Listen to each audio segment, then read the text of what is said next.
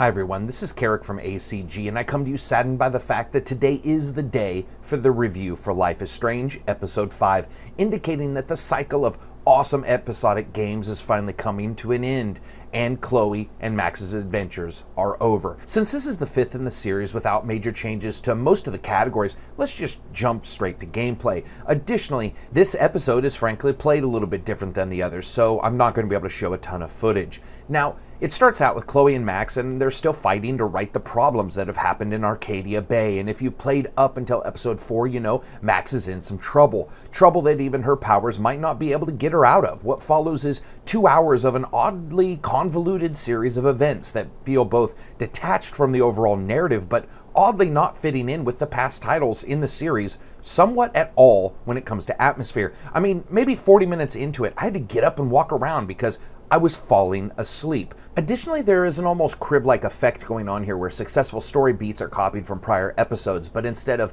Max going to a reality where a friend is all manner of fucked up, she goes to one where everything's perfect, which quickly results in you realizing hell is a world without problems.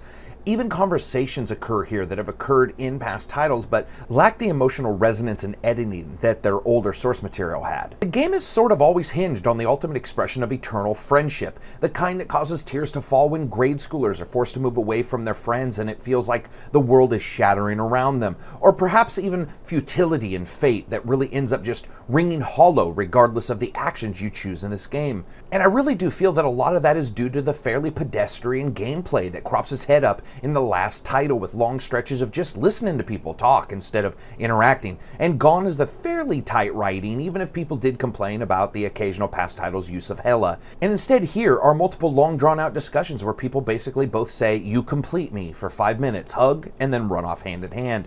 Now, Max goes through many of the same moves as the past games, but until the end, it doesn't really have any overall feeling to it. There isn't any choices worth making or thinking over, and instead you spend the first part of the game trying to figure out how to not have your head bashed in again and again and again, but not by using your special skills or intelligence in any real eye-catching way, but instead sort of goes with a rote decision-making as you make each choice, fail, and then try again.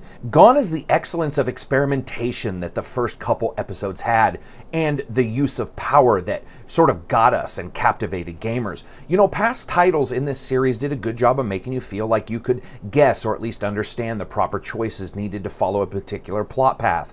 But more importantly, those choices were never haphazard nor slipshod in their delivery. Here, neither of those can actually be said. Now, at some point you're going to get to the end of this title, and titles like these sort of need to wrap up loose ends or at the very least have a poignant culmination. Otherwise, it's quite easy to look back at choices and ideas that seem to have weight or possibly impactful situations and see that they are not only inconsequential to the game world, but that their inconsistent interactions with the world were put in to simply keep the human hamster suckling at the metal-balled water bottle so that they didn't realize everything was a giant facade.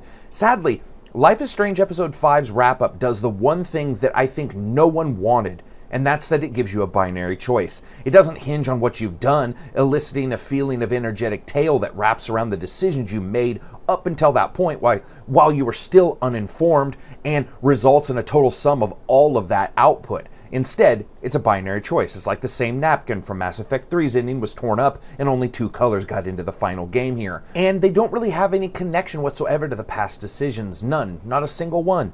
You could quite simply warp into the last step here in this title, make the choice, and have played all of Life is Strange in like 10 seconds.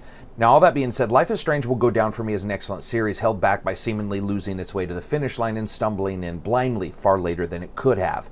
An ending clumsy in its delivery and lacking emotional polish throughout most of its final title, revealing that the king, or in this case the queen, may have no clothes. However, when it comes down to it, if you're with me up until this point, you're probably already going to play it anyway, and I sincerely suggest you do. However, don't get your hopes up because it really doesn't feel like the same titles that came before it. So anyway, that's it for me. If you liked the video, hit like. If you disliked it, hit dislike. And as always, peace out.